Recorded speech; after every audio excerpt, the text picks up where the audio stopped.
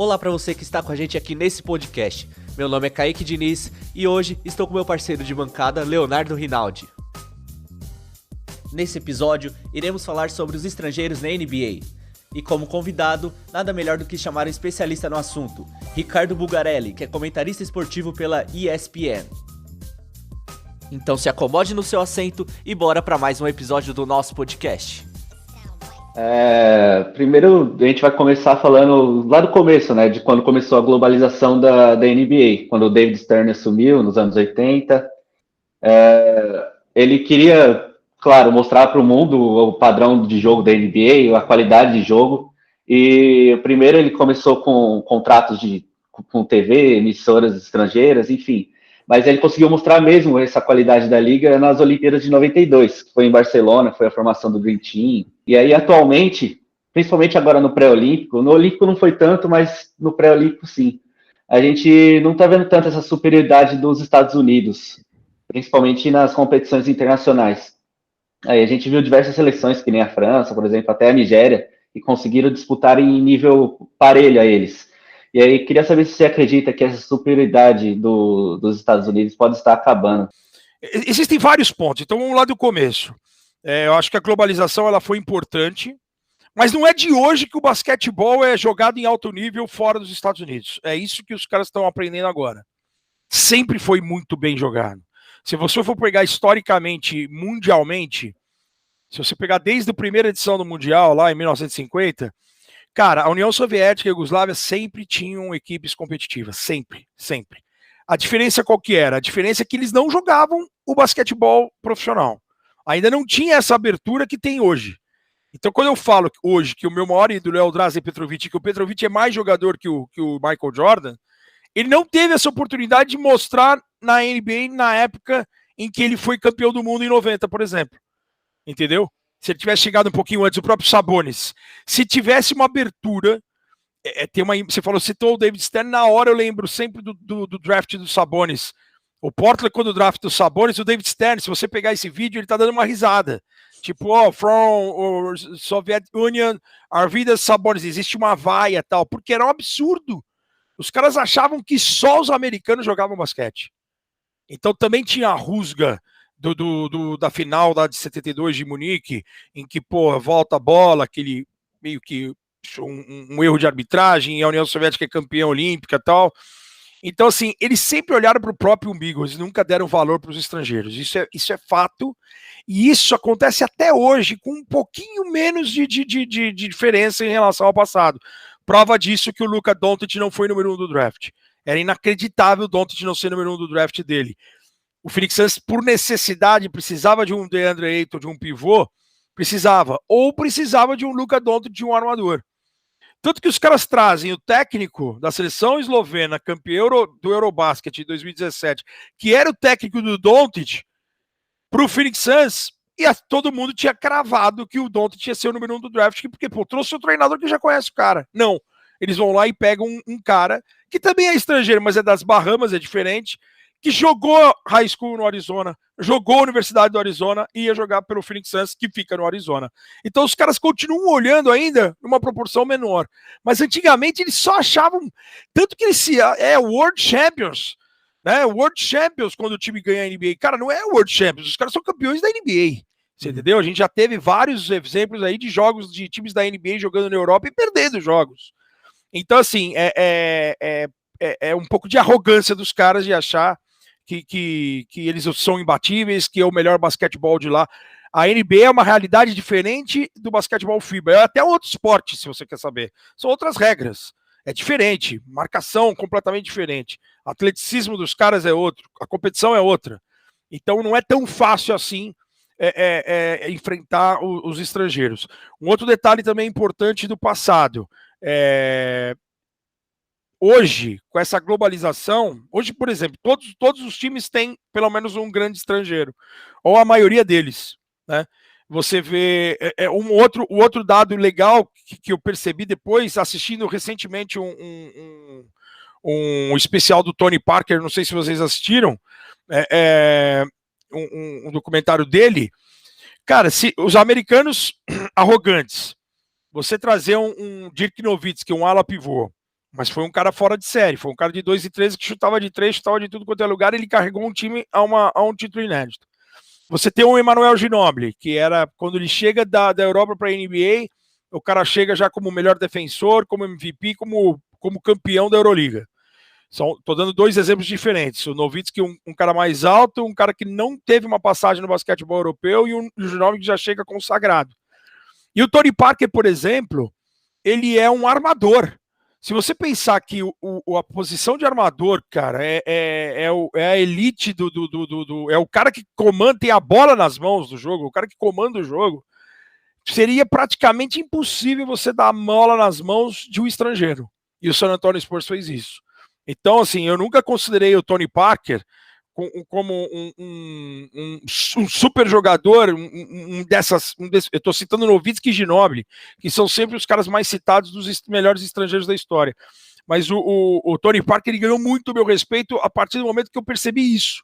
Os caras botaram a bola nas mãos no armador estrangeiro. Isso é muito raro. Isso é muito raro. Você fala assim, tem o Luka Doncic agora, mas o Doncic é um unicórnio. O cara é 2,2 metros e o cara faz de tudo. O cara, se precisar levar a bola, ele leva. Se precisar jogar de costas para cesta, ele vai jogar. A leitura do cara, e nós estamos falando de 2021. Não, o Parker nós estamos falando no final dos anos 90. É uma realidade completamente diferente. Então, existem alguns aspectos que fazem a gente acreditar que sempre seria, se a NBA tivesse aberto as portas antes, eles teriam dificuldades sempre. E tem um outro detalhe, eles perderam aquela sequência, eu não gosto de falar isso, porque eu posso ser mal interpretado, é óbvio que ajudou. A derrota para o Brasil em 87 em Indianápolis em casa foi um sinal de alerta, mas tudo acontece em Seul 88 e no Mundial da Argentina em 90. São 2 competições grandes que os caras perdem, e aí eles forçam a barra e trazem o fantástico mundo da NBA para as Olimpíadas e para os campeonatos mundiais. Então, assim, se essa abertura tivesse acontecido antes, se os americanos não fossem tão arrogantes, a gente teria visto o maior número de estrangeiros, e os estrangeiros mostrando desde sempre que eles são capacitados para jogar no melhor basquetebol do mundo, que é o da NBA. Então, assim, é óbvio que hoje, quanto mais você abrir oportunidades para os estrangeiros, mais você vai ter a capacidade dos jogadores individualmente crescerem e se familiarizarem com o estilo de jogo da NBA, porém, defensivamente e coletivamente, o basquetebol FIBA, ele é muito mais, os caras são muito mais corretos. Assim, não é tanto improviso, não é tanto 1 contra 1, eles são mais obedientes taticamente e tecnicamente, e o coletivo pode falar mais alto. Então, se você pega um time treinando um mês, a seleção brasileira, o Vlamir sempre falava isso, que o Brasil, nada é por acaso. O Brasil, quando foi bicampeão do mundo no final dos anos 50 e início dos anos 60, o Brasil se apresentava 3, 4 meses antes, ficava treinando junto, cara, e aí chega uma hora que o time está entrosado. A mesma coisa agora, se você pegar um time entrosado e enfrentar uma seleção americana que é montada em cima da hora, como foi essa última, que o Bradley Beal acabou saindo, o Kevin Love acabou saindo, e você traz jogadores aí para preencher buraco, e os caras ganharam nesse momento na individualidade. Um Kevin Durant ter explodido num segundo, terceiro, quarto contra a Austrália, dos caras pegando um outro time taticamente obediente, você traz problemas para os caras. Então a sensação que eu tenho, assim, a seleção americana, se ela se preparar, se levar os caras comprometidos e se preparar com um mínimo de tempo, eles vão ganhar de todo mundo. Porque assim, é força, tem tem vários outros aspectos. Agora, não dá para montar pegar 12 quaisquer da NBA, montar, jogar lá e falar, vocês têm uma semana e vocês vão jogar contra as principais seleções do mundo, porque aquela história não tem bobo no futebol, não tem bobo em nenhum esporte nenhum, cara, tudo tá evoluindo. E os caras precisam parar de olhar para o próprio umbigo somente. Então, assim, a sensação que eu tenho é que cada vez mais existe a possibilidade, e tem um outro detalhe, eles dão uma afrouxada, né? De anos em anos, de tempo em tempos, eles dão uma afrouxada. Então, assim, derrotas de 88 e 90 que aconteceram, eles forçaram a barra para trazer o Dream Team de 92. Aí o Dream Team de 94 no Mundial de Toronto e o Dream Team de 96 de Atlanta, que foi em casa uma Olimpíada, os times eram fantásticos. Aí os caras ganharam, assim, tá vendo? A gente tá nadando de braçada, ganha uma final olímpica da Iugoslávia em Atlanta de 20 e tantos pontos, só que no intervalo tava 3 ou 4, os caras falam assim, pô, tentou dar uma afrouxada, dá para levar um time mais ou menos. Aí chega no Mundial de 2002, em Indianápolis, em casa, e os caras têm um baque. Que aí eu tava lá pela ESPN, ao lado do André Kfouri, do Vladimir, do Milton Leite, e a primeira derrota da seleção americana com os profissionais. Os caras perdem para a Argentina, os caras perdem para a Iugoslávia, os caras caem pelas tabelas com um time mais ou menos, e aí os caras começam a dar valor. Em 2004, os caras vão lá e perdem semifinal olímpica para a Argentina. E aí, pô, começa a ligar o sinal de alerta dos caras. Pô, não dá. Entre isso aí, só para vocês entenderem, em 98... foi o ano do lockout, da greve dos jogadores, não foram jogadores profissionais, foi montada uma seleção americana na Grécia, no Mundial, formada por americanos que jogavam na Europa, e o time também naufragou. E aí em 2002 em Indianápolis, em 2000 em Sydney, cara, eles quase perderam com uma bola do Sarunas e Jasikevičius numa semifinal, se não me engano, 85, 83, a bola roda e cai fora. Eles ficaram. É a Olimpíada que o Carter voa por cima do Frederic Weiss na primeira fase. Eles ganham da França na final, mas eles quase perdem a semifinal para a Lituânia. Em 2002 já vem a derrota. 2004 os caras perdem. Os caras levam um time no nome. Tô fazendo uma retrospectiva só para vocês entenderem o contexto geral. Em 2004 os caras levam um time. Tim Duncan, Allen Iverson, LeBron, Carmelo, Dwayne Wade, só que os caras jovens botaram só na qualidade dos caras. Pega um Porto Rico jogando demais, Porto Rico vai lá e ganha. Você entendeu? Pega uma seleção argentina comprometida, foi lá e ganhou. Em 2006 também, mesma coisa. Aí os caras param de brincar. Tanto que se você for pegar 2008 e 2012, que é o bicampeonato, cara, é Kobe, é LeBron, é Kevin Durant, né? O 2012 é sacanagem, eu tava em Londres lá, é brincadeira. James Harden, Anthony Davis, moleque, o Anthony Davis como expoente eles sempre vão fazer isso, trazer um expoente do basquetebol universitário, cara, e aí é uma outra situação. Aí os caras montam realmente os jogadores de ponta, e os caras com comprometimento de resgatar, entre aspas, o orgulho americano de ser o melhor time de basquete do planeta. Então, assim, eles vão entrar como favoritos sempre, mas não dá para acreditar que somente na individualidade os caras vão ganhar. Mas eu fiquei curioso que você foi falando de muitos países do oeste europeu, enfim, que podem rivalizar com os Estados Unidos, mas a gente nunca comentou muito do Brasil, por exemplo. A gente tem um projeto que começou em 2010, tinha um treinador argentino, se não me engano, Manhano, né? Sim. Mas nunca foi realmente aquela grande coisa. E agora a gente acompanha uma renovação que tá acontecendo, mas talvez em passos mais lentos, né?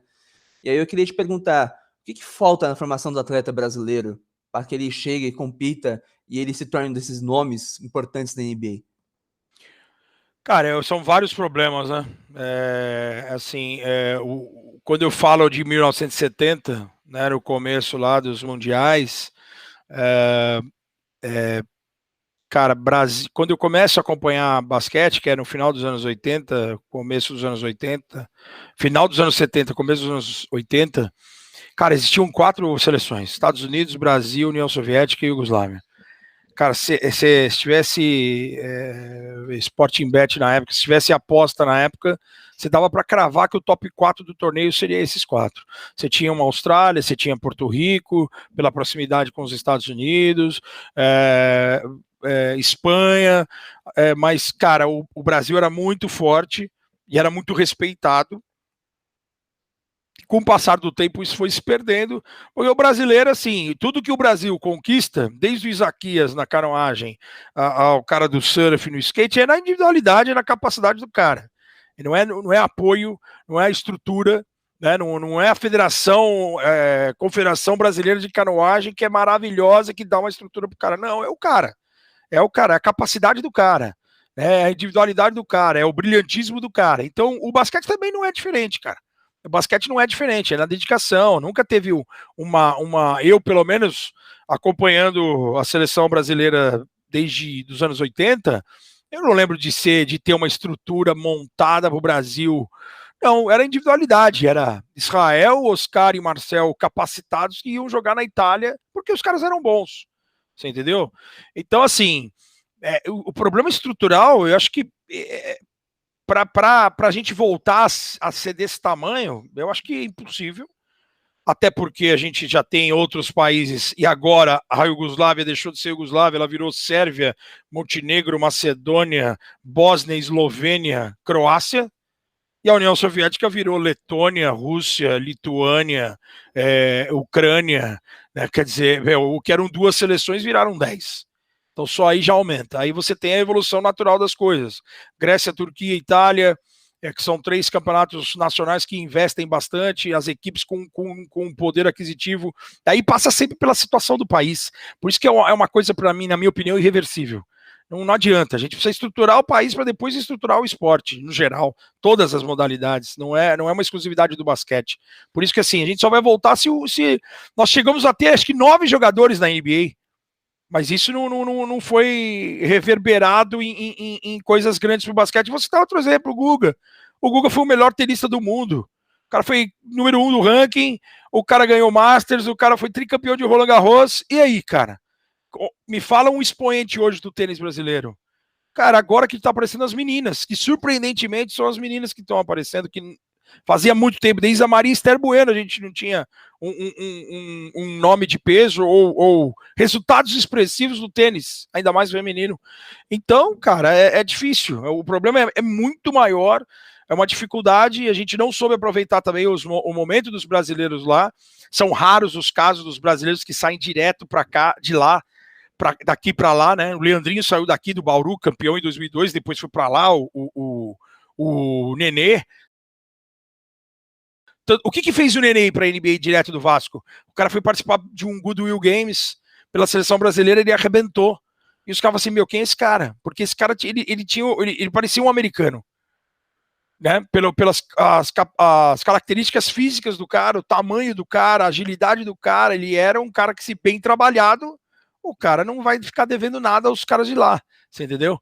Então, assim, é difícil cada vez mais sair um cara daqui para lá e precisa estruturar. Aí o garoto, por exemplo, hoje você tem um filho, Léo, ou o Kaique, o cara fala assim, pô, meu pai, eu quero jogar basquete, meu sonho é jogar na NBA. Cara, ele vai passar por algumas equipes na base que às vezes o cara não vai ter o fundamento que é trabalhado, por exemplo, com os caras da antiga União Iugoslávia. Então você vê o Nikola Jokic hoje, o cara de 2,13, o cara passa a bola como armador, o cara tem a leitura de armador. Cara, o Nenê jogava em São Carlos, ele foi pro Vasco, e do Vasco o cara foi pra NBA. Então aqui acontece muito, eu vou dar um exemplo muito simples que acontece aqui no Brasil. Então, por exemplo, o Bugarelli tem o Luciano e o Maurício em casa. O Luciano tá com 1,90 m, com 12 anos de idade. Pô, põe o cara no pivô. Põe um cara no pivô, pô, 12 anos de idade, 1,90 m, o moleque vai jogar com aqueles meninos menores, ele vai doutrinar. Põe o cara próximo à cesta, é bola no Luciano, o Luciano vai no quadradinho, acabou. E aí o Luciano só trabalha como pivô, vai trabalhando de giro de costas para cesta, nunca bateu a bola, ele só recebe e põe no quadrado, só recebe e gira para o lado, no máximo vai trabalhar pés, tá? Luciano vai fazer um estudo, o cara não vai crescer. Você nunca deixou o Luciano bater uma bola, você nunca ensinou o fundamento do cara. Porque daí, por exemplo, ele com 19 anos e tá com 1,98. Cara, para pivô ele tá baixo. Ele nunca bateu uma bola. Ali vai ter que, para ele sobreviver no basquete, ele vai ter que espaçar a quadra e começar a chutar. Chutar de fora. Coisa que ele nunca chutou, ele sempre jogou no quadrado. Então, quer dizer, assim, o cara pega o tamanho, puta, vou botar o fulano de pivô. E esquece de trabalhar o cara. Porque não existe um trabalho de fundamento. Não existe. E pode existir um clube ou outro, mas aí existe a mudança. Cara, não adianta, tinha que ter um padrão. Eu acho que tudo começa pela base. Tudo começa também pela escola. Pô, eu não sei, eu nunca viajei para a Croácia, para a Sérvia, para a antiga União Soviética, ou para outros países aí, a Grécia, França, Itália, para ver como que é, mas eu imagino que deva ter. Se não tiver o basquete ou o vôlei, ou os esportes coletivos e individuais nas escolas, pelo menos devem existir escolas de basquete. O cara vai estudar basquete, pô, vou botar meu filho numa escolinha de basquete, como hoje aqui tem. Futebol, né? A gente só tem de futebol. a vida inteira, pô, vou botar você numa escolinha de basquete. Se eu falasse isso pra minha mãe nos anos 80, eu com 8, 9 anos no final dos anos 70, minha mãe vai dar risada, vai assim, meu, então tá, quando você achar, a gente te põe, você entendeu? Cara, é uma distância, isso aí é uma realidade que, que entre nós aqui, eu praticamente joguei a toalha, eu acho que não tem como a gente reverter essa situação, passa pela situação econômica do país, não é todo mundo, pô, nós estamos falando de um Brasil, um país, eu gosto dessa frase aí que eu aprendi quando criança, o país continente, né, porque, pô, quantos fusos horários tem aqui dentro do nosso país, e o caramba, mostra o tamanho do nosso país, a grandeza, e quantos caras não devem ter espalhados aí, meninos e meninas, não só pro basquete, mas para vários esportes. Eu fui recentemente a um projeto aqui de Diadema do On Fire, que os caras estão revitalizando quadras. Cara, passei uma tarde lá só para ver a quadra que os caras revitalizaram e para conhecer o pessoal. E das 2 às 7, das 6 e pouco da tarde, o pessoal jogando basquete numa quadra aberta, pública, e pô, o que tinha lá de garoto, cara, podendo ter uma oportunidade. Garoto que você chegava pro cara, o cara falou assim, puta, eu tenho 19 anos. O cara nunca jogou. E o cara querendo cursar uma faculdade, ou até para continuar desenvolvendo basquete numa faculdade, para jogar pelo time da faculdade. É uma pena, cara, é uma pena. Imagina, espalhado nesse Brasil todo aqui, o que não deve ter de jogadores e jogadoras, não só de basquete, mas... Então, assim, é uma situação bem, bem difícil, cara. Eu não vejo com bons olhos o Brasil voltando a incomodar. Você acredita que esse modelo através de scouts ou camp de treinamento no mundo inteiro pode ser a chave do sucesso para as franquias da NBA, até para o futuro da liga, trazendo garotos promissores, como foi o caso do Doncic?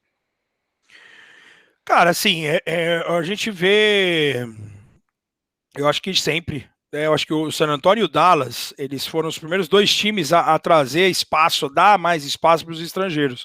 Não somente dentro de quadro, o Dallas trouxe o Donnie Nelson, o Donnie Nelson, o filho do Don Nelson, ele foi ser assistente da seleção lituana. Então ele ficou muito tempo lá, vendo como funcionava o basquetebol de alto nível na Europa, e o cara automaticamente já começa a ficar por dentro dos principais jogadores que vão surgindo. É natural, o próprio San Antonio Spurs, não à toa o San Antonio, pô, entra quase como todo ano como um dos principais times com o número de estrangeiros, né? Você teve, pô, Argentina, o próprio Luiz Scola, por exemplo, foi draftado pelo San Antonio, o Leandrinho foi draftado pelo San Antonio. Não necessariamente os caras vão jogar lá. Então o San Antonio tem como característica de sempre pensar alguém de lá, de apostar em alguém de lá. Então, assim, e deixa o cara desenvolvendo lá. A hora que o cara estiver pronto, vem. Se não, se achar que o cara dá para ser desenvolvido aqui, ótimo. Vou dar o exemplo do Aaron Baines. O Aaron Baines, neozelandês australiano, ele foi reboteiro da Euroliga pelo um time da... olha que confusão, o cara é neozelandês, joga pela seleção da Austrália, jogando num time da Eslovênia pela Euroliga, e o cara foi o melhor reboteiro, e o San Antonio foi lá e trouxe o cara. Você entendeu? Então, assim, tá todo mundo de olho hoje. Todas as franquias estão de olho. Os scouts são espalhados no mundo todo. Aqui no Brasil tinha um amigo que era scout do Houston Rockets, e ele fez todo o trabalho quando o Jorginho quase foi draftado, acabou indo lá para jogar de league. Ele fez um trabalho dia a dia, e é um trabalho sério, cara. Quando você para conversar com alguém, é um trabalho que os caras valorizam até se quando o cara tá no banco, se o cara vai receber o companheiro que tá na quadra, numa volta de tempo. Ou se o cara fica sentadão lá, de braços cruzados, se o cara tá inserido no jogo, mesmo não estando participando do jogo. Se o cara vai lá buscar, vai incentivar, ou vai comemorar numa volta de tempo. Os caras olham tudo, cara. O trabalho é cada vez mais essencial, não somente para a descoberta dos novos talentos europeus e do planeta todo, mas assim, de você preparar cada vez mais. Eu batendo um papo essa semana com um amigo, pô, tem técnico brasileiro que começa a estudar também tomada de decisão psicológico do cara. A parte de psicologia mesmo, cara, de saber por que o cara tá tomando essa decisão em determinado momento do jogo. Então, assim, é muito legal você, quando tiver mais. Hoje é muito rico você ter. Quanto mais conhecimento você tiver em todos os aspectos do jogo, não somente se o cara é canhoto, o cara corta pro lado tal, se o cara só arremessa pelo lado tal, se o cara só vai cortar, o Chris Paul só corta pra direita, arremessa da cabeça do garrafão do lado direito. Cara, às vezes você sabe que o cara vai fazer isso e mesmo assim você toma a cesta desse jeito. Cara, às vezes você pode criar uma dúvida no adversário, você pode ter ser surpreendido por algo que você vê às vezes no treino e você fala assim, meu, pô, por que você não faz isso dessa vez para você criar dúvida no jogador, na defesa ou alguma coisa do gênero? Então, quer dizer, hoje, quanto mais você tiver conhecimento em relação ao jogador, não somente dentro de quadra, fora dela, hoje, de uns tempos atrás, eu começo a acompanhar muito forte o NBB dia a dia, até porque eu comentei o NBB, e eu conversando com alguns técnicos uns 4 anos atrás ou mais, antigamente você pegava um americano, você trazia um americano, pô, chegou o vídeo aqui pro Kaique, pô, chegou aqui um americano que jogava em tal lugar, jogou universitário em tal lugar, o cara jogou na Islândia, o cara jogou em Portugal, o cara metia 20 pontos por jogo. Pô, a gente viu os vídeos do cara, que nem jogador de futebol. Você faz o DVD do cara, só tem golaço, o DVD só tem a coisa boa, certo? O cara não vai separar o cara furando uma bola, perdendo um pênalti, coisa e tal. A mesma coisa no basquete, você vai ver o cara metendo um floater, fazendo uma ginga, fazendo uma finta, batendo para dentro, enterrando, matando a bola decisiva, você vai preparar o material. Antigamente você olhava só isso e falava assim, puta, é esse cara que eu preciso de um cara de 20 pontos, um cara de 1,91, o cara vai ser habilidoso, ele pode levar a bola, ele pode dar assistência, ele pode matar a bola, ele tem que posicionar, pô, 2,3 rebotes por jogo, 1 rebote ofensivo por jogo, com 1,90, pô, ótimo, tá ótimo. Não. Hoje você já não pega só por isso. Hoje você vai saber se o cara não vai te dar trabalho fora da quadra. Então, o estudo do scout ele é muito completo, justamente para não você ficar somente preso dentro de quadra. E aí existem aqueles caras que são comprometidos, são batalhadores, os caras não são extraterrestres, mas os caras vêm aqui e se adaptam ao jogo do Brasil e os caras vão jogar aqui, vão fazer bloqueio, vão pegar rebote ofensivo, vão jogar pro time. E às vezes você não precisa trazer um cara, apesar que eu acho que assim, se é para trazer um gringo, tem que trazer um cara para resolver. Porque senão você destaca, você vai matar o desenvolvimento aqui. Assim, são 4 estrangeiros por time no NBB. Eu não sou contra a quantidade de estrangeiros. Eu sou contra a qualidade dos estrangeiros. Você não pode trazer para preencher vaga. Você tem que trazer o cara para resolver. Se é o cara que é o melhor reboteiro, o cara tem 2 pontos por partida, mas o cara pega 11 rebotes por jogo, acabou. Eu preciso de um time para pegar rebote, esse cara vai ensinar os meus jogadores e os meus pivôs, os meus alas pivôs a pegar rebote. Você entendeu? Ele vai ser uma referência no que ele é capacitado. Então eu não sou contra a quantidade de estrangeiros, eu sou contra a qualidade de estrangeiros. Ah, vou trazer aqui um cara porque tem uma oportunidade. Porque sabe o que acontece muito? Tem muita gente surgindo e muita gente querendo jogar basquete. Às vezes o cara vai jogar por menos. Então, para baratear, hoje, em vez de você capacitar e desenvolver um jogador brasileiro e o cara daqui a pouco começar a vingar e vai ter que pagar um salário maior pro cara, não, você traz aí um estrangeiro da América do Sul mais barato. E aí você acaba atrapalhando o próprio basquete interno, entendeu?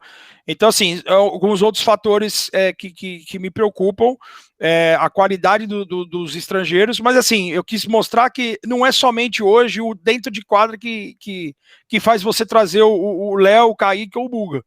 Você tem que conhecer o cara, se o cara vai ser um cara de confusão, se o cara tem filho, se o cara como que é a relação dele com a família, cara, e hoje você consegue ter informação de tudo quanto é jeito, não somente de scout ou de agente, eu acho que assim que acontece, já há algum tempo. Se você pudesse destacar um atleta estrangeiro, qual você destacaria? Hoje? Mas eu tava pensando além. Se você pudesse montar um time de 5 ali. Da história? Dos que eu vi jogar? Se você quiser. Cara, dos que eu vi jogar, eu vou falar sempre dos caras que passaram. Eu vou falar da seleção. Vou montar uma seleção de estrangeiros que jogaram na NBA, que já aposentaram, e vou fazer uma seleção de estrangeiros que poderiam ter, de caras que eu gosto, que poderiam ter jogado na NBA ou que passaram pela NBA e não tiveram tanto destaque como deveriam ter. Bacana. Cara, na NBA, posição por posição, cara, eu vou botar Ginobili na 2, Nowitzki na 4, Kukoc na 3, e pelo desempenho deles na NBA, tá? Não pelo tamanho, porque senão o Petrovic e Sabonis eles completariam essa série aí, não tem como, né? Eles não foram 0,5 na NBA do que eles foram na vida real, no basquetebol mundial. Apesar do Sabonis ter sido seleção de novatos com 31 anos, com 4 cirurgias de tornozelo, Aquiles, joelho e coisa e tal. E o Petrovic ter falecido com 22,3 pontos de média e 45% na bola de 3. Assim, eu vou pegar os caras que vêm de fora, por exemplo. Eu não vou trazer o Steve Nash, que jogou em Santa Clara, né? Sul-africano, canadense, mas jogou basquetebol universitário. Eu não vou trazer esses. Eu considero estrangeiro o cara que veio de fora para os Estados Unidos, tá? Não vou colocar o Olajuwon, não vou colocar Patrick Ewing. Então o Nowitzki na 4. A minha dúvida é no pivô, cara, porque qualquer um dos Gasol, os caras são muito bons, sabe? O Paul Gasol, ele é mais protagonista, até fora do mundo FIBA. MVP de Mundial sem jogar a final. 40 pontos contra a França numa semifinal de Eurobasket em Lille com 30 mil pessoas contra. E o Marc Gasol, o aspecto defensivo do Marc Gasol também ele é muito forte, muito impactante. O cara foi melhor defensor da NBA. Então, quer dizer, tem um peso.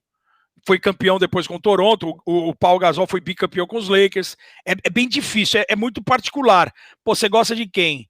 Acho que por ser o Paul primeiro, né, e ser referência pro irmão, a tendência é você ir pro Paul Gasol, porque você acaba sendo influenciado pelo que ele fez no mundo fora. Então, mas eu entendo perfeitamente quem escolha o Marc Gasol. E, cara, e o armador, assim, o Parker, ele ganhou muito o meu respeito, sabe? Porque, assim, se você for pensar num cara de levar a bola, bom, o Kukoc podia levar a bola, o Ginobili pode levar a bola, você não precisa ser posição por posição. Eu acho que eu posso estar esquecendo de alguém aí, mas o Tony Parker, eu acho que merece. Parker, Ginobili, Kukoc, o Nowitzki e o Paul Gasol seria uma seleção bem legal. E a seleção dos caras, assim, a NBA teve vários jogadores que não tiveram, por conta daquele momento que a gente falou,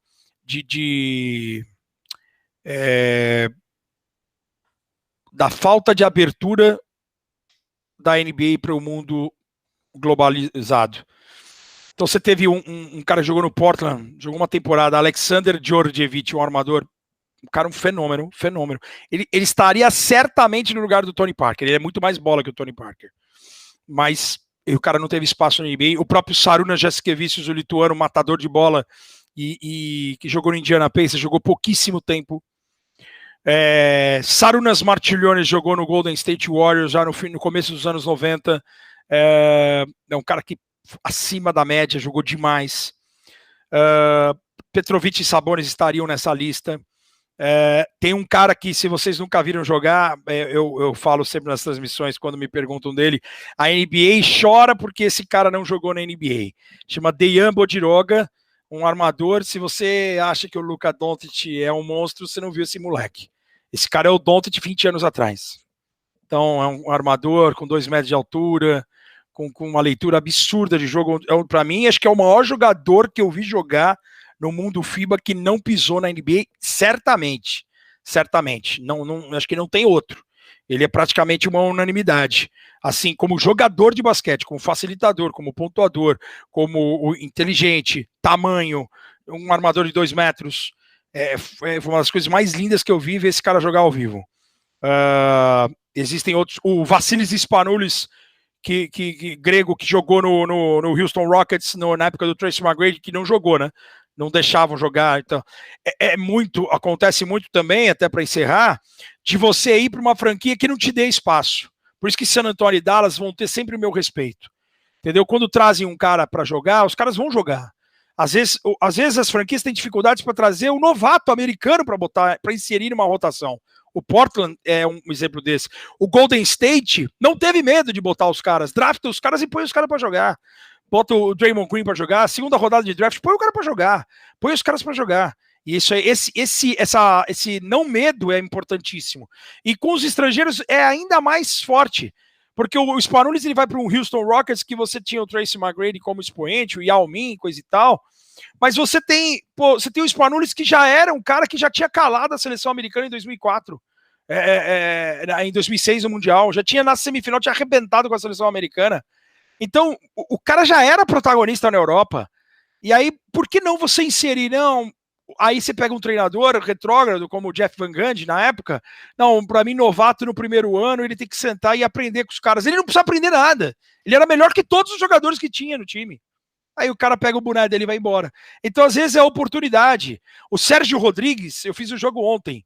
O Sérgio Rodrigues, que hoje é estrela foi campeão da Euroliga com o Real Madrid, com o CSKA, joga no Olímpia Milano, membro da seleção espanhola, da Armada Espanhola, campeão do mundo, 2 vezes prata olímpica e tal. O Chacho Rodrigues foi com 20 anos para jogar em Portland. O Rudy Fernandes, esses caras são monstruosos. Monstruosos. Só que os caras vão para uma época em que eles não conseguem desenvolver, eles não conseguem mostrar a sua capacidade. Então, assim, eu ainda, para dar um último recado, eu sou jogador e quero ir para a NBA, eu quero ir na hora certa. Não adianta você queimar etapas. E acontece o caso de você ir muito tarde, como foi o Marcelinho Huertas, porque se ele vai depois de 2010 no Mundial na Turquia, que ele arrebentou com o Mundial, ele poderia estar na NBA até hoje. E quando ele sai do contrato dele com o Barcelona e com os times na Europa, ele vai para um momento, ele vai para um time que também não põe ele para jogar. Então ele vai para um momento diferente. E também não precisa acelerar esse processo. Eu falo isso do Didi, porque o Didi ficou 1 ano na Austrália e agora está indo para a NBA. Eu prefiro que ele demore 3, 4 anos e quando ele vai, ele fique, do que ele bate e volta, como o Jorginho bateu e voltou. E hoje o Jorginho é o principal nome do Campeonato Nacional aqui. Você entendeu? O cara às vezes quer antecipar etapas, e isso é perigosíssimo. Então, assim, e às vezes você vai para uma franquia, é um conjunto, né? É um conjunto. Aí são raros os casos. O Ginobili, se você botasse em qualquer uma das 30 franquias, ele ia ser o Ginobili. Ele era um fora de série. O Nowitzki é a mesma coisa. Só que o Nowitzki, se ele vai para um Sacramento, para um Portland, se ele vai para um outro time, era capaz dos caras terem amarrado ele.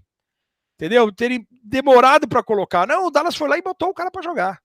Por quê? Porque o Donnie Nelson, que é filho do Don Nelson, um cara nos anos 90, o cara foi assistente da seleção lituana. Ou seja, é um cara que estava à frente do tempo, pensando à frente do tempo. Isso faz uma diferença gigantesca no potencial dos estrangeiros que vão jogar na liga, que vão se destacar na liga, e também no efeito contrário, né? Como vocês falaram, que é o mote, de você deixar cada vez mais nivelado. E aí os americanos tendo que ir com uma seleção de ponta e com uma seleção com tempo de treinamento comprometida para ganhar, para entrar em quadra e falar assim, pô, realmente hoje a seleção americana é favorita contra qualquer uma das equipes que vem pela frente. Isso com a solução da Iugoslávia e da União Soviética, que daria para ser um papo só disso. Porque se a Iugoslávia está unificada, se a União Soviética está unificada, cara, até 92, com aquele super time, eles teriam que jogar para valer. Não ia ser tão fácil para ganhar da União Soviética e da Iugoslávia unificada em 92. Ué, Buga, você deu uma aula aqui, cara. Que isso, cara. Tamo junto. Esquenta não, meu. Tamo junto aí. Vocês pegaram, eu nem sabia o assunto que era, e vocês pegaram num assunto que eu gosto mais de falar, cara, do basquete do mundo FIBA, assim, porque assim, antes de falar de NBA, eu sou apaixonado por basquete. E foi acompanhando o Mundial de 86 na Espanha, na Band, que eu fiquei mais maluco ainda pro basquete. Eu lembro muito bem da bola do Marcel, sentado no chão na casa da minha madrinha, o Marcel metendo a bola da vitória do bronze nas Filipinas, em 78, com a vitória do Brasil. Cara, eu lembro com muito carinho da seleção da Iugoslávia e da União Soviética. Torcia muito pros caras já na época contra os Estados Unidos. E cara, é o assunto que eu mais gosto, assim, porque... Pô, se deixar a gente fica falando o dia inteiro e vou me emocionar contando dos caras.